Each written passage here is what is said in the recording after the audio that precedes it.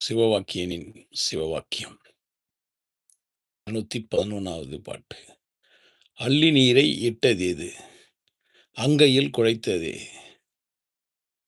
மெல்லவே முணுமுணுவென்று விளம்புகின்ற மூடர்காள் கள்ளவேடம் இட்டதேது கண்ணை மூடி விட்டதேது மெல்லவே குருக்களே விளம்பிடீர் விளம்பிடீர்." அள்ளி நீரை எது விட்டுச்சு? தண்ணி எடுத்து கையில் விட்டீங்க. கங்கையை தீர்த்தத்தெல்லாம் தண்ணி எடுத்து தண்ணியில் ஊற்றி பண்ணுறதெல்லாம் அது எது? அங்கையில் குளிச்சுது. சந்தனத்தையும் எதையோ போட்டு உள்ளங்கையில வச்சு குளிச்சது அது. ஏதோ ஒரு மந்திரம்லாம் சொல்லி விளம்புகின்ற மூடர்களே! கள்ள வேடம். அவங்கவங்களுக்கு ஏத்த மாரியான ஒரு வேடம். போட்டது எது? இல்ல கண்ண மூடி விட்டது எது? "மெல்லவே குருக்களே விளம்பிடீர்." இத சொல்லுங்களேன் எனக்கு. என்னமோ பண்ணின்னுக்கிறீங்களே, தண்ணியெல்லாம் தண்ணீல தூர்றீங்க, இதெல்லாம் பண்ணுகிறீங்களே, அது எனக்கு சொல்லுங்களேன். அது எனக்கு புரியட்டும். அப்படின்னு கேட்கிறார். "அன்னை கர்ப்ப தூமையில் அவதரித்த சுக்கிலம் முன்னையே தரித்ததும் பழித்துணி போலாகுமே உன்னிதொக் குழலும் தூமையுள்ளென்று அடங்கினால் பின்னையே பிறப்பதும் தூமை காணும் பித்தரே." அன்ன கர்ப்பத்தில் ஒரு தாயோட வயித்துல தூமை தான் தூமையாக வந்து சுக்கிலம் தான் போய் அதில் தரிச்சுது. முன்னையே தரித்ததும் பனித்துளி போலானது. முன்னையே அது வந்து தீர்மானிக்கப்பட்டதா இருந்தது. அந்த மாரி ஆனதமா அது இருக்குது. "உள்ளிதி குழலும் தூமை நூல் அடங்கி பின்னையே பிறப்பதும் தூமை காணும் பித்தரே." ஸோ தண்ணி ஏத்த தண்ணி விடுறது அப்படின்றது எது அப்படின்னு கேட்டிங்கன்னா, போன பாட்டோட பதிலா இந்த இடத்துல சொல்றாரு. "சிந்திய வெண்மணி சிப்பியில் முத்தாச்சி" இந்த மாரிலாம் சொல்லுவாங்க. ஓ! நீர் போய் நீரோட சேர்ந்து நீரும் நாரும் பொறந்தோம் அப்படின்னு சொல்ல வர்றாரு. "அழுக்கறத்தி இங்குளித்து அழுக்கறாத மாந்தரே அழுக்கிருந்தது எவ்விடம் அழகில்லாதது எவ்விடம் அழுக்கிருந்தது எவ்விடம் அழுக்கறுத்த வல்லீரேர் அழுக்கில்லாத ஜோதியோடு அணுகி வாழல் ஆகமே." பூதலங்கள் யாவும் எச்சில்னு சொல்லியிருப்பாரு, அசிங்கம்னு சொல்லியிருப்பாரு. இங்க என்ன சொல்றாரு? எல்லா அழுக்கும் எல்லாத்தையுமே அழிச்சிட முடியும். மன அழுக்குகள் அத்தனையுமே அழிச்சிட்டோம்னா, வெறும் ஜோதியோடு இணங்கி வாழலாம். "அணுத்திரண்ட கண்டமாய் அனைத்து பள்ளி போலவே மனுப்பிறந்து ஓதி வைத்து நூலிலே மயங்குகிறீர். சலிப்பது ஏது சாவது ஏது தாபரத்தின் ஓடு போய் நினைப்பது ஏது நிற்பது ஏது நீ நிலைத்தது ஏது அணுத்திரண்ட கண்டமாய் அனைத்து பள்ளி யோனியும் மனுப்பிறந்து ஓதி வைத்த நூலிலே மயங்குகிறீர்." அப்போ மனு நூலுக்கெல்லாம் அப்புறமா தான் இவர் வந்துக்கிறாருன்னு நினைக்கிறேன். இப்போ மனு பிறந்த நூலை வச்சுக்கின்னு அதை வச்சுன்னு மயங்குறீங்களே. சலிப்பது எது? சாவது எது? தாவரத்தின் ஊடு போய் நிலைப்பது ஏது? நிற்பது ஏது? நீர் நினைத்து பாருங்க. நீயே நினைச்சு பாரு.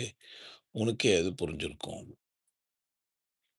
அப்படின்னு கேட்குறார். "ஆதியாகி அண்டரண்டம் அப்புறத்தும் அப்புறம் ஜோதியாகி நின்றிலங்கு சுருதிநாத சோமனை போதியாமல் தம்முளே பெற்றுணர்ந்த ஞானிகள் ஜாதி பேதம் என்பதொன்று சற்றும் இல்லை இல்லை.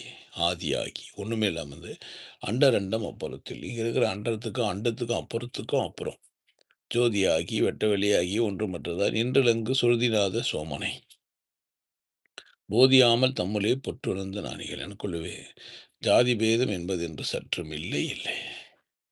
அப்போ ஒரு ஒரு ஒரு மனிதன் உயர்ந்த இடத்துக்கு போறான் அப்படின்னு சொன்னா, அவனுக்கு ஜாதி பேதம்லாம் எதுவுமே இருக்கிறது இல்ல. "ஆக்கை மூப்பது இல்லையே உடம்பு பெருசாவதில்ல ஆதி காரணத்தினால் நாக்கை மூக்கையுள் மடித்து நாதநாடி ஓடுபோய் ஏக்கருத்தி இரட்டையும் இருக்கவத்த கல்லீரேல் பார்க்க பார்க்க திக்கலாம் பரபிரம்மம் ஆனதே." ஆக்கை மூப்பது இல்லையே, உடல் மூக்கிறதே இல்ல. அப்படியே தான் இருக்கும். ஆதி காரணத்தினால். உடம்பு அது அது படைக்கப்பட்டதிலிருந்து வந்ததுனால. நாக்கை மூக்கையுள் மடைத்து நாத நாடி ஓடு போய் ஏக்கருத்தி இரட்டையும் இருக்கழுத்த வல்லிரேல் பார்க்க பார்க்க திக்கலாம் பரபிரம்மம் ஆனது. எல்லாம் பரபிரம்மமா ஆயிடுச்சு. அப்படிதான் திக்கலாம் அதான் இருக்குது. ஒரு பயிற்சி முறையை சொல்லி அப்படி செஞ்சா அப்படி ஆயிடும்ன்றார்.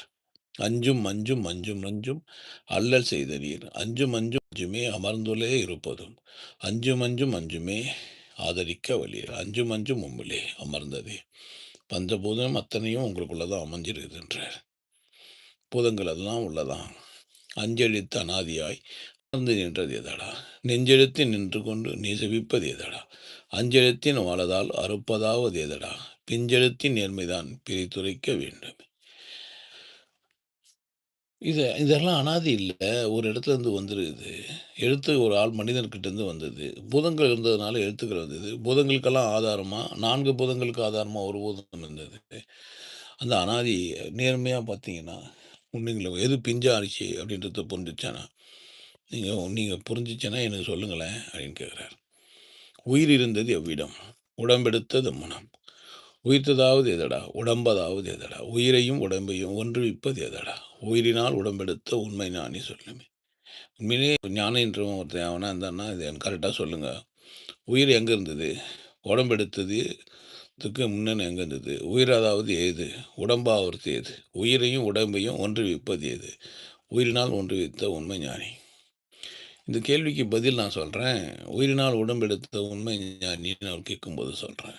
மனம் தான் உடம்பையும், உயிரையும் ஒன்றிணைக்கிற ஒரு அற்புத கருவியா இருக்குது. அதுதான் மனம் செம்மையானால் அப்படிலாம் சொல்லி வச்சிருப்பாங்க. துடித்த ஓர் எழுத்தையும் சொல்முகத்து இருத்திலே துன்ப இன்பமும் கடந்து சொல்லுமுற நாடிகள் அழுத்தமான அக்கரம் அக்கியுள் எழுப்பிய ஆறு பங்கயம் கலந்து அப்புறத்து அழுத்ததே. ஆறு பங்காயம் கலந்து அப்புறத்து அழுத்ததே. சுழித்த ஓர் எழுத்தையும் சொன்முகத்து இருத்தினி துன்ப இன்பமும் கடந்து செல்லும் நாடிகள் அழுத்தமான அக்கரம். கடவுள் உனக்குள்ள இருந்துகிட்டு உன்னை எல்லாத்தையுமே ஆட்டி படைக்குது. உனக்குள்ள அது அக்கரமா இருக்குது. ஹக்கு அப்படின்னு நான் உங்களுக்கு சொல்லியெல்லாம் குடுத்துருப்பேன். என்னோட உபதேசம். ஸோ உள்ள இருந்துன்னு இருக்குது. கடவுள் உள்ள தான் இருக்கிறாரு அப்படின்னு சொல்றாரு. நன்றி. பாதுகாப்பா இருங்க. ஆன்லைன் வந்த அத்தனை பேருக்கும் நன்றி.